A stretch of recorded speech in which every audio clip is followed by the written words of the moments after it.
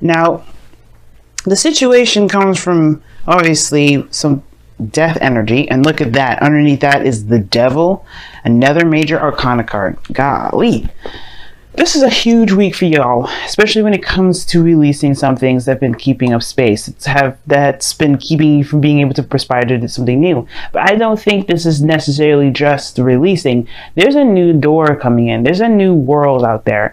And there is also a new beginning, a new life that's ready to perspire, as you see with the sun rising as death rolls through town.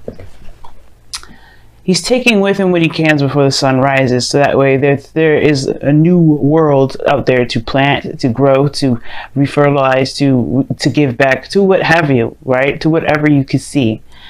You know what I mean? And this is awesome. Whatever was bounding you in the past here, which just could be some old habits and, issues or situations where there's, within relationships that may have, haven't been very beneficial. This is taking it with it. But it's going to need your, involvement with this, because death can't just take anybody. He has to take willing participants in a way. And he'll stay as long as he needs, death will stay as long as it needs to in order to get that very thing that is no longer necessary, is no longer needed in the world. Now, there are perspectives that we do gain from situations and lessons that we learn from our experiences that can benefit us forward. But there's some things that are attached to those lessons that don't necessarily benefit us, that keep us back. And the Devil card is telling us this as we speak at this moment. What is keeping us? Our willingness to continue a certain pattern that may not show the beneficial, beneficial to our existence, because the devil's taboo. There could be fun and wonderful things to do, or things that soothe us or help us escape, but does that really actually get us to our goal? Probably not. And there may be things here that, regarding a relationship here that, some things that may feel like you can't do anything or you feel trapped in. This is taking it with it, but you have to comply. You have to surrender, and you have to release that thing so that way you can move forward. Not forgive and forget. This is not what that means. It is saying to remember, but forgive. The pain, the resentment, the emotional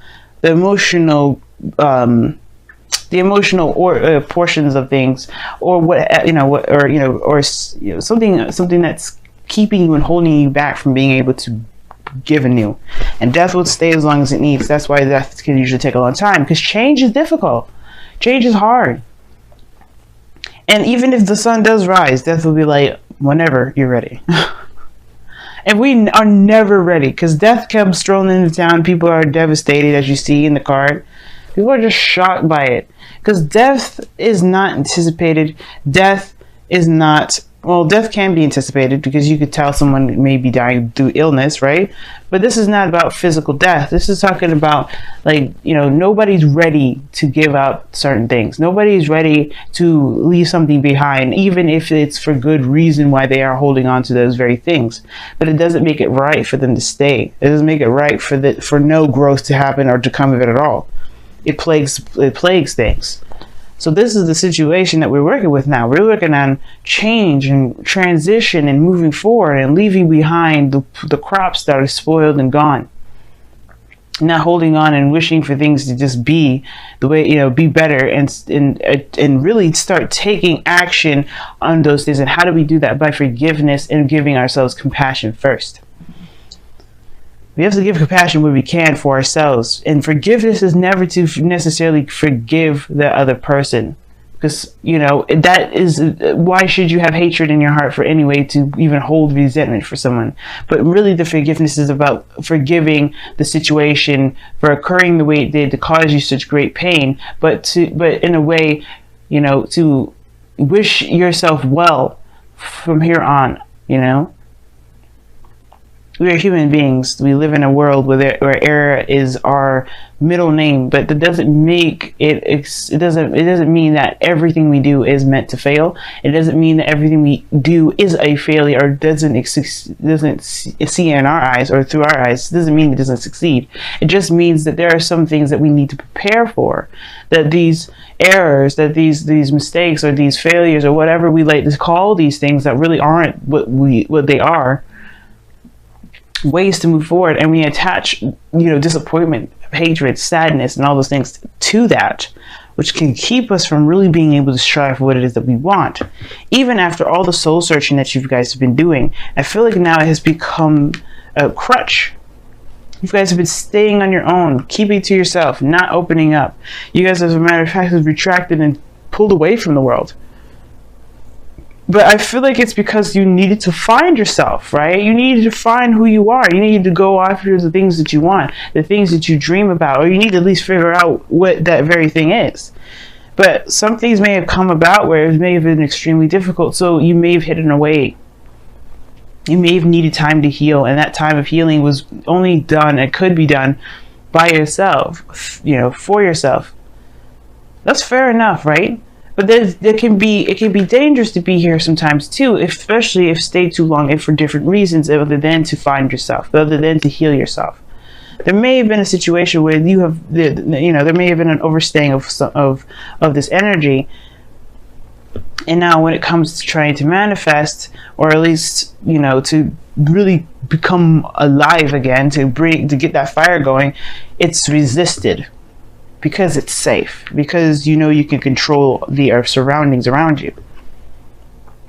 You know that in your little world, nothing can happen unless you don't want it to. Well, unless anything can happen nothing can happen unless you want it to. Rather, what I just said, I had to play it back in my mind. I've know what I was trying to say, but I just didn't say it right. Nothing can happen in your world unless you want it to. But does that make it? But do you grow from that? The Hermit card talks about growth, and the Hierophant is the challenge, is the obstacle. Staying within a box of conformity. Now, this is a card I wouldn't see necessarily upset for you, Taurus, because this is your card.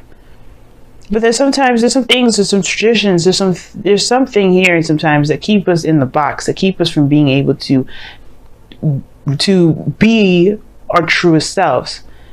This isn't necessarily to be in a box and to conform to just any old thing. Yes, it's traditions. Yes, it's customs. Yes, it's following policies and government and organizations and all that such. But the Hermit and the Hierophant here is talking about one thing only: is committing to the self, committing to what you believe is correct for you, and abiding by those traditions of the self. The priest doesn't abide by the church because it's the church. He believes in God. He believes in the higher, in the higher power. But he believes that his abilities are attached to that, so therefore he commits to himself. It's a very interesting way of looking at it, but it is the case.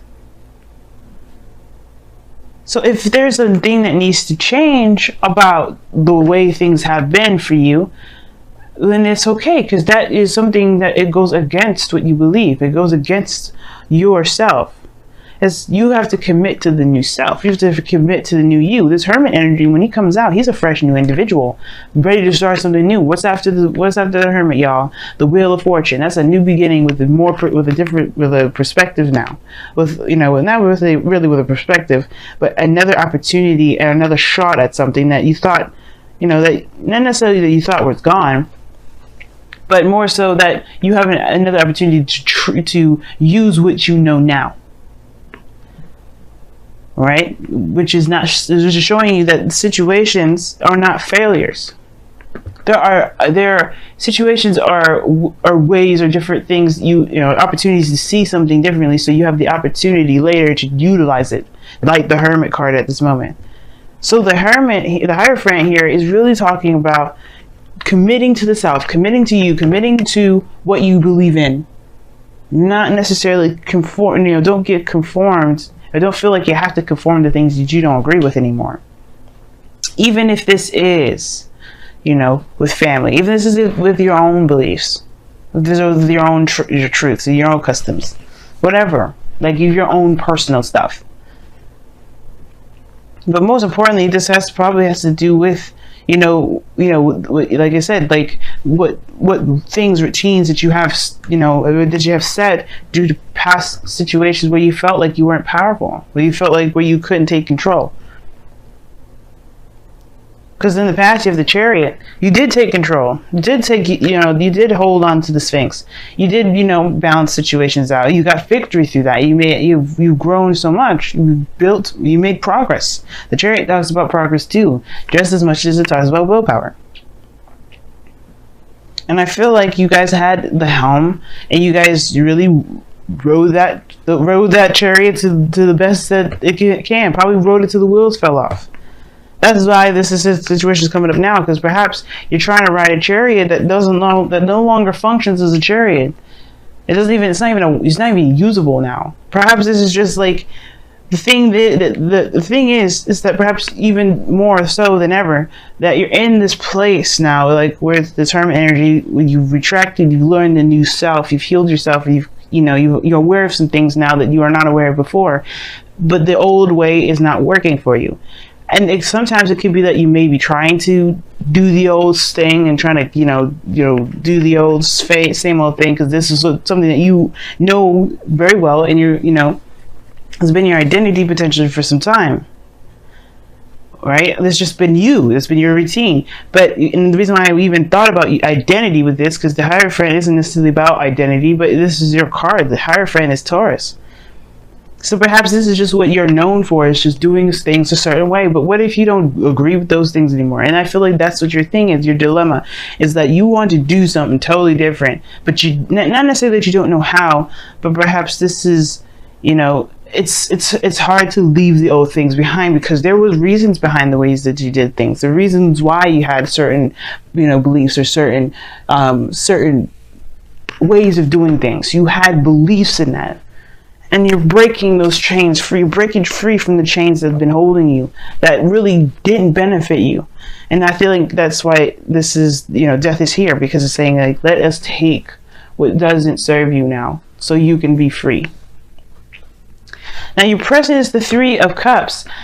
Wow, Three of Cups, y'all. So this is talking about friends, family, close-knit groups, people surrounding you, people that you love, people that love you.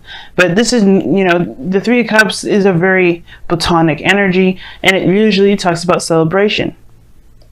Now, for some of you guys, you may have gotten to a higher place of commitment with another person, or you guys are celebrating something with someone, right? This victory that you've gained here.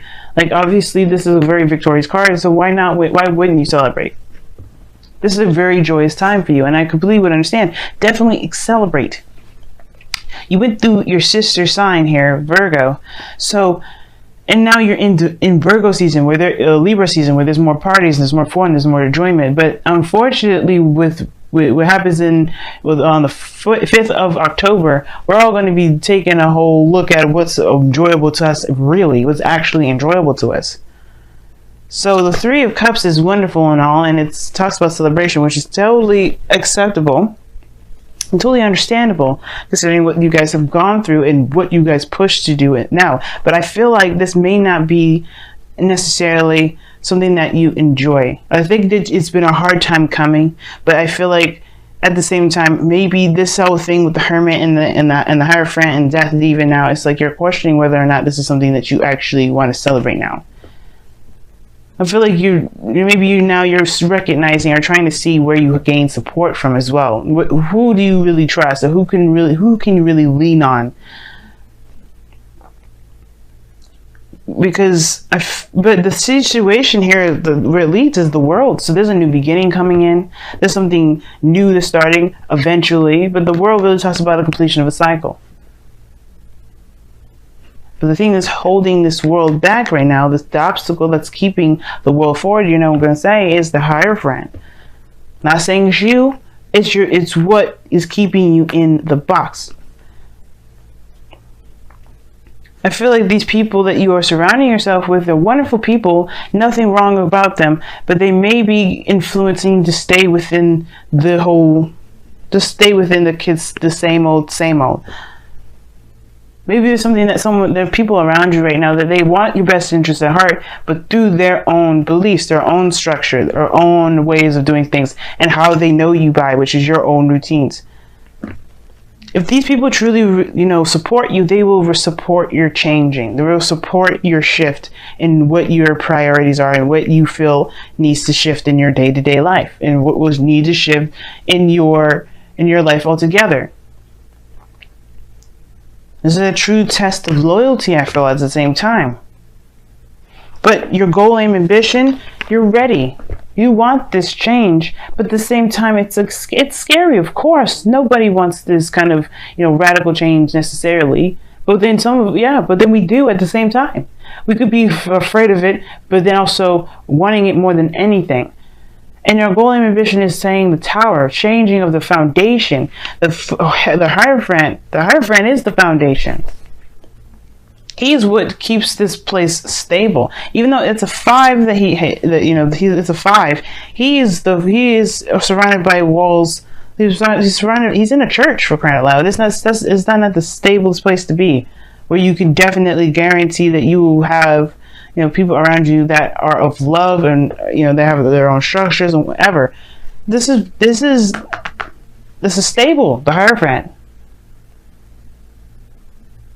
But it's meant to change because of the 5 there. When we have the Hierophant here, it's not just necessarily, stability, because stability comes from the confirmation or the commitment aspect of it, but more so, right? Like 5s are changes anyway. But it's meant to change what change the situation to commit to it. It's very weird. It's very weird. It's like the change is initiated already here. The Hierophant does not change. So what do you need to change to yourself and commit to that change in yourself? What is your religion? What is your belief? What is your structure? What do you believe in? What can you commit to? What is just stable within yourself that may not be acceptable to society, to the people that you know around you, friends, family, people that know you? What do you think is truly you that other people can't commit to, but you can? That's why this foundation change and craziness is happening here. It's not necessarily craziness to turn it down. It's craziness, but in a great way. I love craziness. I love it because it brings out the true essence of a person. That's why I love my Gemini moon. I do.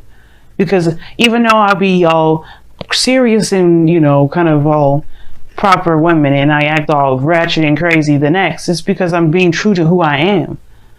We all have crazy parts of ourselves, Taurus, and I feel like you're finding you're crazy, and that's great. Not saying that you guys are acting crazy and this is what you need, structure and stuff. Not at all. I feel like it's time to tap into that you, the you that has different emotions, that have different feelings, that doesn't necessarily commit to a life that doesn't necessarily remind them of themselves or make them feel good about themselves anymore.